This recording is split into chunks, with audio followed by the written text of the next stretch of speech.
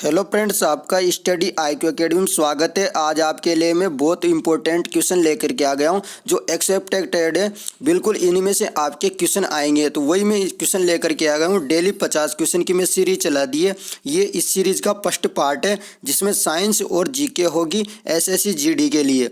ये केवल मैंने SSC GD के लिए चलाया है, या फिर कोई और देखना चाहे तो देख सकता है नॉलेज के लिए, पर मैंने SSC GD के लिए जब तक एग्जाम चलेगा तो उनके लिए पूरी सीरीज चला दी। तो ये सीरीज का फर्स्ट पार्ट है, तो अंत तक आपको देखना है। टोटल इसमें 50 क्वेश्चन मैंने रखे हैं। तो फर्स्ट क्वेश्चन की बात करते हैं। तो फर्स्ट क्वेश्चन ये है, पल्लव राजा की राजधानी थी। तो जो पल्लव राजा था उसकी राजधानी कौन सी थी? तो वो थी कांचीपुरम। कौन सी राजधानी थी पल्लव राजा की?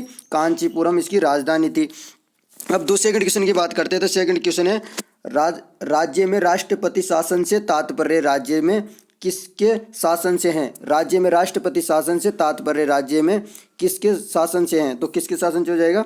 राज्य के राज्यपाल। तो किससे हो जाएगा? राज्य के राज्यपाल से संबंधित हो जाएगा। ठीक है, चलते हैं अगले क्वेश्चन में बात कर लेते हैं। अगला क्वेश्चन है, राष्ट्रपति राज्यों में निम्नलिखित में के तहत राष्ट्रपति शासन आरोपित करता है। तो राष्ट्रपति शासन आरोपित करता है, किसमें करता है? अनुच्छेद 365 के अंदर आरोपित करता है। अगले क्वेश्चन में चलते हैं। अगला क्वेश्चन है, ग्राम पंचायत का निर्वाचन कराना किस पर निर्भर करता है?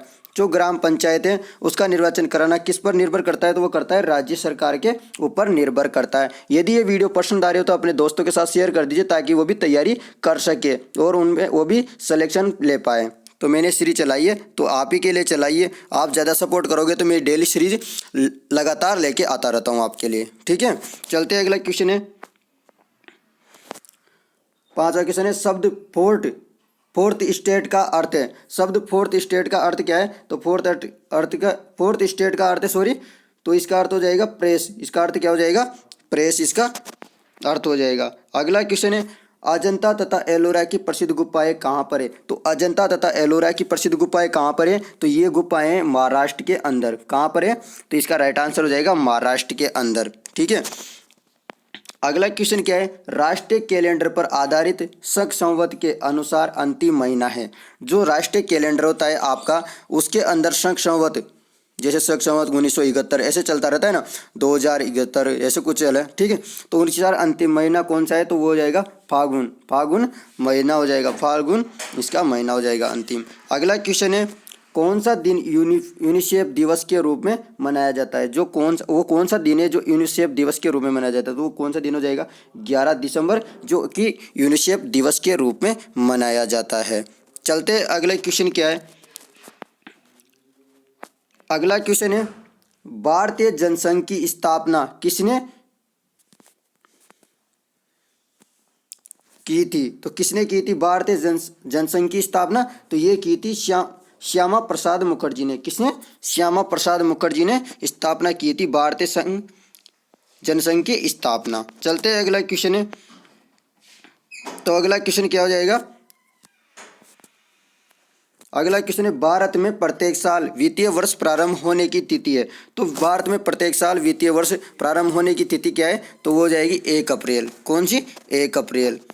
अगला क्वेश्चन है, भारत में सर्वप्रथम पेट्रोलियम की खोज कहाँ हुई थी? तो भारत में सर्वप्रथम पेट्रोलियम की खोज कहाँ पर हुई थी? ये हुई थी डिंगबोई। कहाँ पर? डिंगबोई में खोज हुई थी सर्वप्रथम भारत में पेट्रोलियम की खोज। अगला क्वेश्चन है, किस देवता के लिए ऋग्वेद में पुरंदर शब्द का प्रयोग किया गया? तो किस देवता के लिए ऋग्वेद के अंदर पुरंदर शब्द का प्रयोग किया गया? तो वो किया गया था इंद्र देवता के लिए ऋग्वेद में पुरंदर शब्द का प्रयोग किया गया। अगला क्वेश्चन है, किस नदी को चीन का दुख कहा जाता है? तो कौन सी नदी है जिसको चीन का दुख कहा जाता है? तो वो किसको कहा जाता है? होंगको जो नदी है उसको चीन का दुख कहा जाता है। अगला क्वेश्चन है, भारत में प्रथम बार IAS की परीक्षा कब हुई थी? जो IAS होता है उसकी परीक्षा कब हुई थी पहली बार? तो वो हुई थी 1950 के अंदर IAS की परीक्षा हुई थी सर्वप्रथम भारत के अंदर। अगला क्वेश्चन है, अद्वैत के सिद्धांत प्रतिपादक कौन थे? जो अद्वैत के सिद्धांत के प्रतिपादक कौन थे? तो वो थे श्री शंकराचार्य अद्वैत के प्रतिपादक थे। अगला क्वेश्चन है, रुपये का सिक्का भारत में पहली बार किसके शासन में डाला गया? तो रुपये का सिक्का भारत में पहली बार किसके शासक में डाला गया? तो वो डाला गया था शेरशाह सूरी के शासक में। ठीक है दोस्तों, चलते अगले क्वेश्चन है, जल्दी जल्दी कर लेते हैं क्योंकि 50 क्वेश्चन है, बहुत टाइम हो जाएगा, फिर बोर होंगे आप, इसलिए जल्दी जल्दी बता देता हूँ। प्राचीन भारत का महान विधि निर्माता कौन है? तो प्राचीन भारत का महान विधि निर्माता कौन है माना जाता है? वो है मनु। कौन है? मनु। अगला क्वेश्चन है, फ्लोरेंस नाइटिंगेल का नाम किस युद्ध से संबंधित है? जो फ्लोरेंस नाइटिंगेल है उसका नाम किस युद्ध से संबंधित है? वो है क्रिमियन युद्ध से संबंधित है। अगला क्वेश्चन है, जलियांवाला बाग की दुर्घटना किस सन में हुई? जलियांवाला बाग की दुर्घटना किस सन में हुई थी? 1919 में, रोलेट एक्ट के तहत। ये भी आपको याद रखना है। अगला था, पानीपत का प्रथम युद्ध किन के बीच लड़ा गया? तो पानीपत का प्रथम युद्ध था वो किन किन के बीच लड़ा गया? तो वो लड़ा गया था बाबर और इब्राहिम लोदी के मध्य लड़ा गया था प्रथम युद्ध। ठीक है, चलते अगला क्वेश्चन क्या है, पारे को जब एक बर्तन में रखा जाता है तो निम्नलिखित में से होता है तो क्या होता है? उत्तल हो जाता है, उसका मेनिस्क होता है तो वो होता है उत्तल। तो ये आपको याद रखना होगा। चलते हैं अगला क्वेश्चन क्या है, वर्षा की बूंद गोलाकार होती है। तो वर्षा की बूंद जो होती है वो गोलाकार क्यों होती है? ये साइंस के क्वेश्चन आ गए हैं। वर्षा की बूंद गोलाकार इसलिए होती है क्योंकि सतही पृष्ठ तनाव के कारण, उसके पृष्ठ तनाव के कारण। तो ये आपको याद रखना होगा। अगला क्वेश्चन है, चेचक के टीके की खोज किसने की थी? जो चेचक का टीका होता है उसकी खोज किसने की थी? तो वो की थी एडवर्ड जेनर ने। बहुत इंपॉर्टेंट क्वेश्चन है, इनके बाहर आपके क्वेश्चन नहीं जाएंगे। जो मैंने सीरीज चलाई है बहुत बड़ी सीरीज है, आपका जब तक एग्जाम होंगे वो डेली सीरीज में लेकर के आऊँगा दोस्तों आपके लिए। आपको बस शेयर करना होगा ओनली। परम दाब क्या है? तो परम दाब होता है वो क्या है? तो परम दाब होता है गेज दाब प्लस 1 बार। गेज दाब प्लस 1 बार को क्या बोलते हैं? परम दाब बोला जाता है। गेज दाब प्लस 1 बार, तो इसको क्या बोलते हैं? परम दाब। ये आपको याद रखना होगा। अगला क्वेश्चन है, मनुष्य का सामान्य तापक्रम लगभग होता है। तो जो मनुष्य होता है उसका तापक्रम लगभग कितना होता है? तो वो होता है 98 फ़ारेनहाइट डिग्री। 98 फ़ारेनहाइट होता है। ठीक है, सॉरी दोस्तों, 98 फ़ारेनहाइट होता है। ये आपको याद रखना होगा। और डिग्री सेल्सियस में पढ़ ले तो 39 मान लीजिए, 38 मान लीजिए, आपके ऑप्शन में हो तो इनमें से लगा दीजिए। ठीक है, अगला क्वेश्चन है, एड्स रोग फैलता है। जो एड्स का रोग होता है वो किससे फैलता है? वो फैलता है शारीरिक संबंध बनाने से। किससे? शारीरिक संपर्क से। सॉरी दोस्तों, शारीरिक संपर्क से होता है वो। ठीक है, हाथ मिलाने से नहीं होता, श्वास संपर्क से, कीटों से नहीं होता, शारीरिक संपर्क से होता है। ठीक है, चलते हैं अगला क्वेश्चन है, सोलर सेल बनता है। जो सोलर सेल होता है वो किससे बनता है? वो सोलर सेल बनता है सौर ऊर्जा को विद्युत ऊर्जा में। सोलर सेल बदलता है, ये क्वेश्चन है। सोलर सेल किस में बदलता है? जो सोलर सेल होता है सौर ऊर्जा को विद्युत ऊर्जा में कन्वर्ट करता है। ठीक है, अगला क्वेश्चन है, आरडीएक्स है। आरडीएक्स ये क्या है? आरडीएक्स एक विस्फोटक है। क्या है? आरडीएक्स ये क्या है? विस्फोटक है। ठीक है, अगला ये गैलीलियो था। गैलीलियो जो आपने नाम सुना होगा, गैलीलियो ने एक खगोल शास्त्री, उन्होंने तारों की इनकी खोज की थी, मतलब खगोल शास्त्री था वो। आपको ऐसे याद रखना है, गैलीलियो क्या था? गैलीलियो एक खगोल शास्त्री था, ऐसे कुछ करके आपको याद रखना है इसके पॉइंटों से आप। ठीक है, अगला क्वेश्चन है,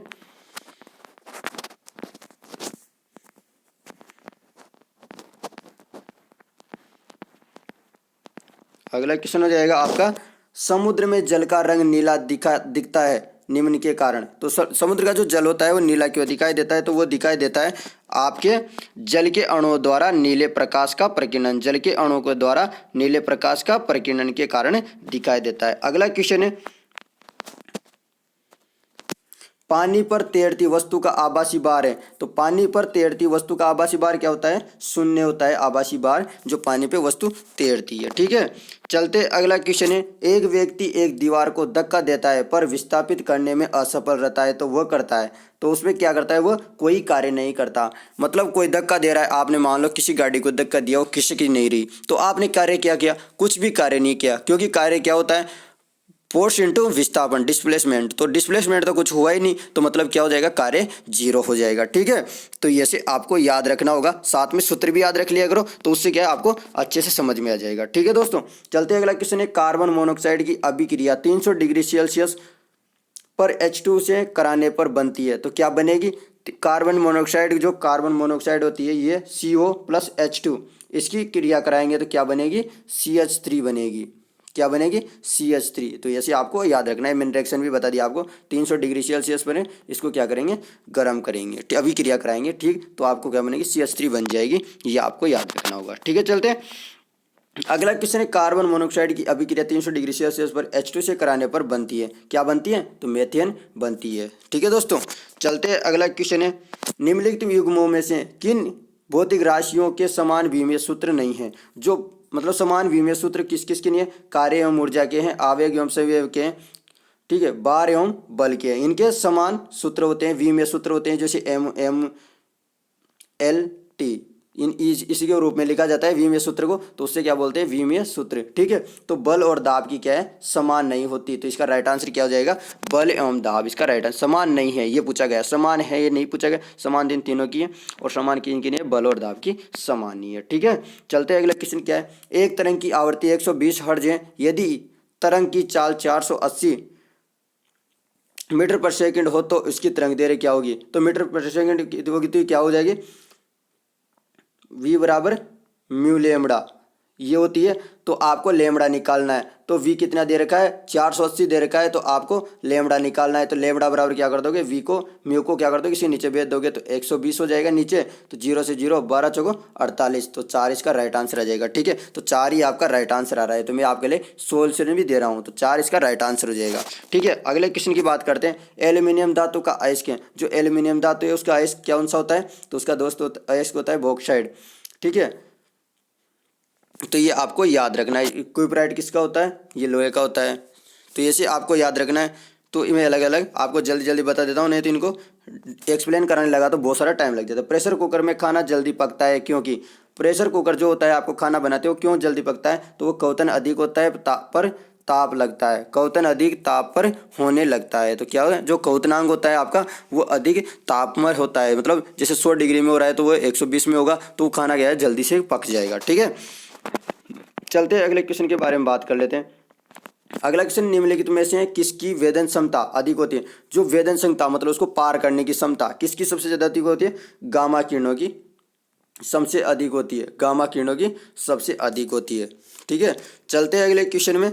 अगला क्वेश्चन है, शीतलन मतलब कूलिंग विधि जो स्कूटर में प्रयोग की जाती है। जो शीतलन विधि होती है, कूलिंग विधि होती है, स्कूटर में यूज करती है, वो कौन सी यूज की जाती है, वायु शीतलन विधि यूज की जाती है। कौन सी विधि, वायु शीतलन विधि यूज की जाती है, ठीक है दोस्तों। चलते हैं अगले क्वेश्चन, टार्च बल्ब विद्युत धारा के किस प्रभाव पर आधारित है। जो टॉर्च बल्ब होता है विद्युत धारा के किस प्रभाव पर आधारित होता है, तो वो होता है ऊष्मीय प्रभाव पर आधारित होता है। चलते हैं अगले क्वेश्चन क्या है।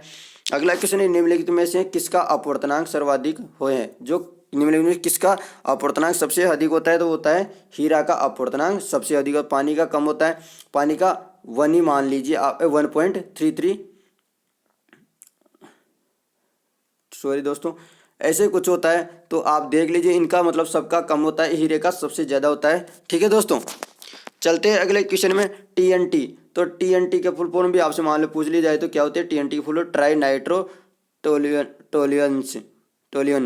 ये होती है इसकी महत्वपूर्ण। तो इसका क्या है, TNT का महत्वपूर्ण क्या है, ये विस्फोटक पदार्थ के लिए, तो ये क्या है विस्फोटक पदार्थ के लिए है दोस्तों, ठीक है।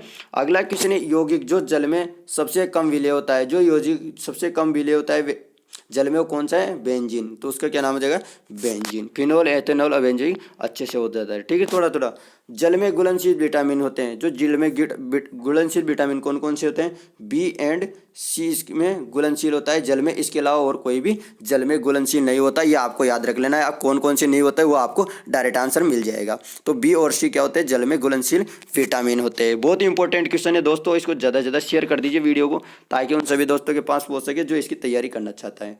SSGD की सर्वग्राहक रक्तदाता का समूह, सर्वग्राहक रक्तदाता का रक्त ग्रुप होता है। जो सर्वग्राहक रक्तदाता का रक्त ग्रुप कौन सा होता है, तो AB होता है उसका, ठीक है। चलते अगले क्वेश्चन क्या है, इंसुलिन मनुष्य के निम्नलिखित में से किस अंग से निकलता है। जो इंसुलिन होता है मनुष्य के निम्नलिखित में से किस अंग से निकलता है, तो वो निकलता है पेक्रियाज। कौन से अंग से, पेक्रियाज अंग से निकलता है। अगला क्वेश्चन है, ध्वनि तरंग दर से यात्रा करती है। तो जो ध्वनि तरंग होती है वो किस दर से यात्रा करती है, तो वो करती है 1100 फीट पर सेकंड के हिसाब से यात्रा करती है, ठीक है। चलते अगले क्वेश्चन में, निम्नलिखित में से कौन सी वायु कौन सी वायु ग्रीन हाउस गैस वायु कहा जाता है? तो किसे कहा जाता है? कार्बन डाइऑक्साइड CO2 को ग्रीन हाउस गैस कहा जाता है। ठीक है, चलते हैं अगले क्वेश्चन में। अगला क्वेश्चन हो जाएगा आपके लिए, सभी बाहरी रेडियो सक्रिय तत्व अंतिम रूप से परिवर्तन होते हैं। तो किस में होते हैं? सीसीएम में परिवर्तन होते हैं रेडियो सक्रिय अंतिम तत्व। तो ये लास्ट क्वेश्चन है अब इसका आज का। अब बिंदुत्वा एस्टिगमेंटिज्म ये मानव के शरीर के किस भाग और क्षमता को प्रतिकूलित प्रभावित करती है? तो कौन सी करती है? तो वो करती है आंखों की दृष्टि, आंखें और दृष्टि। अबिंदुकता है मानव शरीर के किस भाग को और क्षमता को प्रतिकूलित प्रभावित करती है? किसको करती है? आंखें और दृष्टि को। तो दोस्तों हमें जरूर कमेंट करके बताइए आपको ये वीडियो कैसी लगी। वीडियो अच्छी लगी हो तो लाइक कर दीजिए, सब्सक्राइब कर दीजिए और शेयर कर दीजिए ज़्यादा से ज़्यादा, ताकि उन सभी दोस्तों के पास पहुंच सके जो इसकी तैयारी करके फ़ायदा उठाने चाहते हैं। दोस्तों मैंने जल्दी जल्दी बता दिया। यदि आपको पास्ट लगा हो तो क्या करना है, आपको कमेंट करके जल्दी से बता देना है कि सर हमको तो धीरे धीरे पढ़ाइए। तो मैं आपको दोस्तों धीरे धीरे पढ़ा दूंगा, आराम से, आराम से। ठीक है दोस्तों, तो आपको ज़्यादा से ज़्यादा वीडियो को क्या कर देना है? शेयर कर देना है। Thank you for watching video. Have a nice day from my side.